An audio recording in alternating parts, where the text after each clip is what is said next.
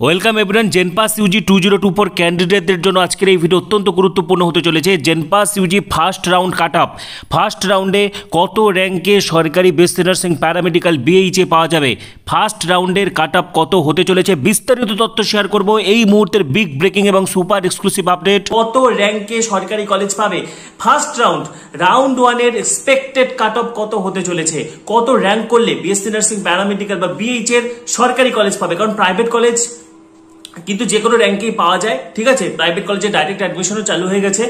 এখানে আমি বলবো গভর্নমেন্ট কলেজ, যেটা সকলের কিন্তু টার্গেট থাকে, কম বেশি সকলেরই প্রথম পছন্দ গভর্নমেন্ট কলেজ।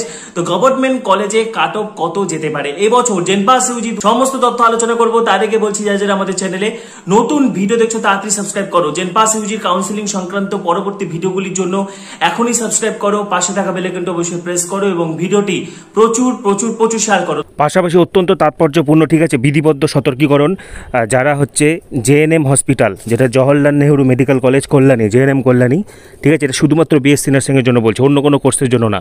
তোমরা কিন্তু যারা যারা চয়েস ফিলিং করেছো, ঠিক আছে, বা তোমরা কিন্তু এটা লাস্টের দিকে রাখবে। আমি কিন্তু আমার আগের ভিডিওতে বলে গেছিলাম যে এটা কিন্তু লাস্টের দিকে রাখতে, একদম 24 নম্বরে রাখতে, ঠিক আছে।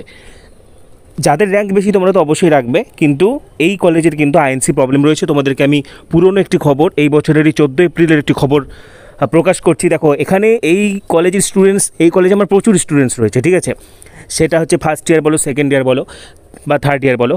তো এখানে কিন্তু যে সবচেয়ে বড় সমস্যা, যেটা আইএনসি প্রবলেম, যেটা 2022 থেকে সমস্যাটা হয়েছে, এখানকার বেশ কিছু স্টুডেন্টসদেরকে কিন্তু অন্য জায়গায় ট্রান্সফার করার কথা বলা হয়েছিল, বা যারা নতুন ভর্তি হয়েছিল 2023-এ ফার্স্ট সেমিস্টারে, তাদের কিন্তু কোনো দায়িত্ব মানে কর্তৃপক্ষ নিতে চাইছিল না। পরবর্তীতে কিছুটা সমাধান সূত্র বের হয়েছে, যদিও এখনও আইএনসি পেন্ডিং রয়েছে, ঠিক আছে, কিন্তু যেহেতু এটা গভর্নমেন্ট, ঠিক আছে, যেহেতু এটা গভর্নমেন্ট নার্সিং কলেজ, সেই জন্য সমস্যার সমাধান হয়ে যাবে, ঠিক আছে, বা 6-7 মাসের মধ্যে হয়তো আইএনসি চলে আসবে। কিন্তু তোমরা যারা একদম ফ্রেশ ক্যান্ডিডেট, তোমরা কিন্তু চয়েস ফিলিং এটাকে একদম লাস্টে রাখবে। দেখো, এটা হচ্ছে একদম এপ্রিল মাসের ঘটনা, আমি তোমাদেরকে শেয়ার করছি। কল্যাণী জেএনএম নার্সিং কলেজের পরিস্থিতি খতিয়ে দেখতে প্রতিনিধি দল পাঠিয়েছিল। আচ্ছা, এখানে মূল বিষয় যে দেখো, সমস্যার সূত্রপাত বেশ কিছুদিন আগে থেকেই পড়ুয়ারা জানতে পারে ইন্ডিয়ান নার্সিং কাউন্সিলের অনুমোদন এই মুহূর্তে নেই, সেটি বাতিল হয়েছে, ঠিক আছে। তারপর থেকে পড়ুয়ারা দ্বিধায় ভুগছেন, ভবিষ্যতে কী হবে তা নিয়ে উদ্বেগে রয়েছেন তারা।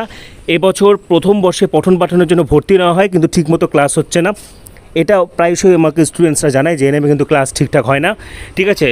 পাশাপাশি প্রথম ও দ্বিতীয় বর্ষের পড়ুয়াদের অন্যান্য নার্সিং কলেজে স্থানান্তর করা হবে বলে বলা হয়েছিল, ঠিক আছে, এবং তৃতীয় ও চতুর্থ বর্ষের পঠন পাঠন শেষ হলে কলেজ বন্ধ হয়ে যাবে। এইটা কিন্তু মানে এটা জানার পর স্টুডেন্টসরা কিন্তু একদম মানে আতঙ্কিত হয়ে গেছিলো, ঠিক আছে। তারা কিন্তু মুখ্যমন্ত্রীর সঙ্গে দেখা করতে গেছিলো, কিন্তু তারা দেখা করতে পারেনি।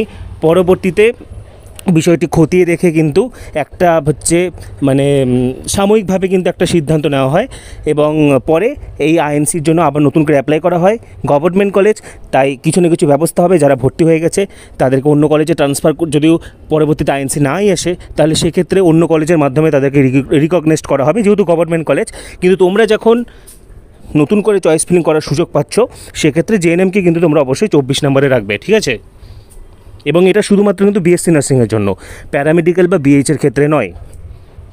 ফার্স্ট রাউন্ডের কাট আপ নিয়ে তো অবশ্যই বলবো, তার আগে কিন্তু জেনপাস ইউজির যে শিডিউল, ঠিক আছে, কাউন্সিলিংয়ের যে শিডিউল, সেটা কিন্তু মেজর পরিবর্তন করা হয়েছে একটি প্রাইভেট কলেজ, বিএমএলটির প্রাইভেট কলেজ যুক্ত হওয়াতে, ঠিক আছে। প্রয়োজনে তোমরা চয়েসটাকে আনলকিং করতে পারবে। তো যাই হোক, তো দেখো, নতুন যে রেজিস্ট্রেশন চয়েস ফিলিংয়ের ডেট, সেটা হচ্ছে 8ই সেপ্টেম্বর বাড়িয়ে দেওয়া হয়েছে। 8ই সেপ্টেম্বর পর্যন্ত কিন্তু চয়েস ফিলিং, চয়েস লকিং এগুলো করা যাবে। First round seat allotment result এটাও বেরোবে হচ্ছে 10ই সেপ্টেম্বর, ঠিক আছে। 10ই সেপ্টেম্বর হচ্ছে first round seat allotment result বেরোচ্ছে, এবং ফার্স্ট রাউন্ড সিট অ্যালটমেন্টের যে ভেরিফিকেশান, ঠিক আছে, ডকুমেন্ট ভেরিফিকেশান বা অ্যাডমিশন, সেটা চলবে 10 তারিখ থেকে 14 তারিখ পর্যন্ত। Second round seat allotment result বেরোচ্ছে 17ই সেপ্টেম্বর, এবং সেকেন্ড রাউন্ডের ভেরিফিকেশান, অ্যাডমিশন এগুলো চলবে 17 তারিখ থেকে 21 তারিখ পর্যন্ত। এবং যে মপ আপ রাউন্ডটা শুরু হচ্ছে 24 তারিখ থেকে, ঠিক আছে। মপ আপ রাউন্ডের জন্য আবার নতুন করে রেজিস্ট্রেশন হবে, ঠিক আছে। নতুন করে বা যারা আগে থেকে রেজিস্টার করা ছিল আবার 200 টাকা পে করতে হবে, ঠিক আছে। এবং নতুন যারা করবে তাদের 700 টাকা লাগবে। যারা ফার্স্ট রাউন্ডে করে ফেলেছো তোমাদের 200 টাকা লাগবে, এবং যারা একদম ডাইরেক্ট মপ আপে পার্টিসিপেট করবে তোমাদের 700 টাকা লাগবে, অর্থাৎ ব্যাপারটা একই। তো মপ আপ রাউন্ডে আবার নতুন করে চয়েস ফিলিং চলবে 24 তারিখ থেকে 26 তারিখ পর্যন্ত চয়েস লকিং করা যাচ্ছে।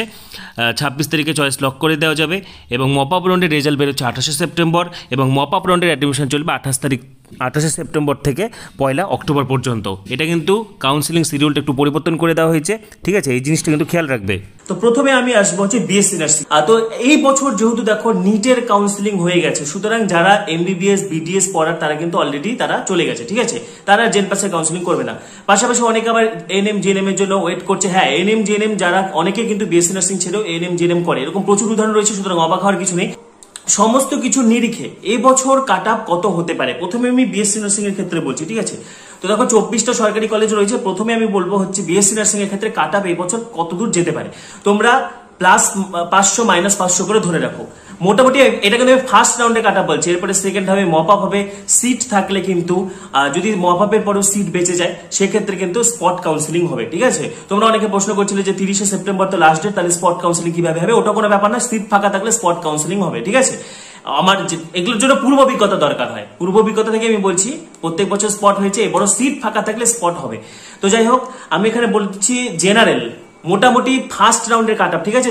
যাদের আমি এখানে প্রথম একদম রাউন্ড 1 এর কাট আপ বলছি। রাউন্ড 1 এর কাট আপ একটু হচ্ছে হাই থাকে, তারপরে রাউন্ড 2 তে কিছুটা নামবে, মপ আপে কিছুটা নামবে। তো যাই হোক, তো রাউন্ড 1 এ জেনারেল বা ইউআর ক্যাটাগরি যাদের 3000 জিএমআর এর মধ্যে রয়েছে, ঠিক আছে, 2500 থেকে 3000 জিএমআর এর মধ্যে রয়েছে। ভালোভাবে শুনবে, বিএসসি নার্সিং রাউন্ড 1 যাদের 2000 জিএমআর থেকে 2500 জিএমআর থেকে 3000 জিএমআর এর মধ্যে রয়েছে।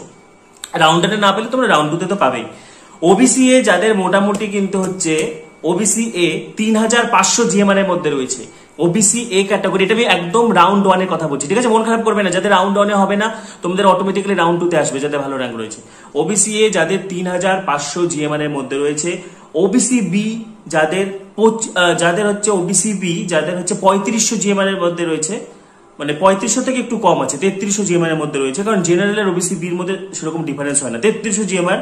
এসসি যাদের 4500 থেকে 5000 জিএমআর এর মধ্যে রয়েছে, এসসি যাদের 4500 থেকে 5000 জিএমআর এর মধ্যে রয়েছে, এসটি যাদের 15000 জিএমআর এর মধ্যে রয়েছে, ইডব্লিউএস যাদের হচ্ছে 4000 জিএমআর এর মধ্যে রয়েছে, তোমাদের প্রথম কাউন্সিলিং কিন্তু সিট পাওয়ার চান্স রয়েছে। বাই এনি চান্স যদি প্রথম কাউন্সিলিং না পাও সেকেন্ড রাউন্ডে কিন্তু পাবে, এটা কিন্তু এক্সপেক্টেড, এটা হচ্ছে এক্সপেক্ট করা হচ্ছে। এবারে আমি আসছি প্যারামেডিক্যাল একাধিক কোর্স রয়েছে। জেনারেল যাদের হচ্ছে 300 জিএমআর এর মধ্যে রয়েছে, ওবিসি এ যাদের 450 জিএমআর এর মধ্যে রয়েছে, ওবিসি বি যাদের 400 জিএমআর এর মধ্যে রয়েছে, এসসি যাদের 1500 জিএমআর এর মধ্যে রয়েছে, এসটি যাদের 6000 জিএমআর এর মধ্যে, এবং ইডব্লিউএস যাদের 500 জিএমআর এর মধ্যে রয়েছে, সেটা প্যারামেডিক্যালে কোনো না কোনো গভর্নমেন্ট কলেজ তোমরা ফার্স্ট চয়েসে পেয়ে যাবে, ফার্স্ট কাউন্সিলিং এ। রাউন্ড 1 এর কাট আপ বলা হচ্ছে এটা, ঠিক আছে। রাউন্ড 2 বা মপ আপের সঙ্গে গুলিয়ে ফেলবে না। শেষ পর্যন্ত কত কাট আপ যেতে পারে তাই আমি বহুবার বলে দিয়েছি। স্পট কাউন্সিলিং এ কিরকম কাট আপ যেতে পারে সেটাও আমি বহুবার বলে দিয়েছি। যারা ভিডিওগুলো মিস করেছো এই ভিডিও শেষে এন্ড স্ক্রিনে তোমরা পেয়ে যাবে, ঠিক আছে। তো আমি যেটা বললাম যে জেনারেল মোটামুটি 300 থেকে 350 GMR, OBC A 450 GMR, OBC B 400 GMR, SC 1500 GMR, ST 6000 GMR, EWS 500 GMR এর মধ্যে যারা রয়েছে মোটামুটি একটা সেফ পজিশনে রয়েছে ফার্স্ট রাউন্ডের জন্য, ঠিক আছে।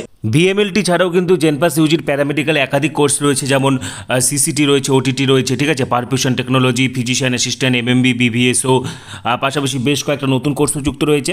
তো সব মিলিয়ে যদি দেখা যায় ফার্স্ট রাউন্ডের ক্ষেত্রে যাদের জেনারেল 1000 জিএমআর এর মধ্যেও যদি থাকো তাও কিন্তু তোমরা গভর্নমেন্ট কলেজ পেয়ে যাবে, ঠিক আছে। মোটামুটি ওবিসি এ ওবিসি বি যাদের 1500 জিএমআর এর মধ্যে রয়েছে, ঠিক আছে, এসসি যাদের মোটামুটি হচ্ছে 4000 জিএমআর এর মধ্যে রয়েছে, বা এসটি যাদের 7000 জিএমআর এর মধ্যে রয়েছে, ইডব্লিউএস যাদের 2000 জিএমআর এর মধ্যে রয়েছে, তোমাদের কিন্তু প্যারামেডিক্যালের কোনো গভর্নমেন্ট কলেজ কিন্তু চলে আসবে, ঠিক আছে, যেটা এক্সপেক্টেড। এবারে আসি বিএইচএ, হসপিটাল অ্যাডমিনিস্ট্রেশনের ব্যাচেলর ডিগ্রি কোর্স। বিএইচএ এর ক্ষেত্রে মাত্র একটাই সরকারি কলেজ রয়েছে, ঠিক আছে। তো যে ক্ষেত্রে আমি বলবো জেনারেল যাদের 500 থেকে 700 জিএমআর এর মধ্যে রয়েছে, কারণ বিএমআর এর মধ্যে রয়েছে, কারণ এখানেও বিএমআর অর্থাৎ র্যাঙ্কের মধ্যে যারা রয়েছে তারা অনেকে বিএসসি নার্সিং প্যারামেডিক্যাল পেয়ে যাবে।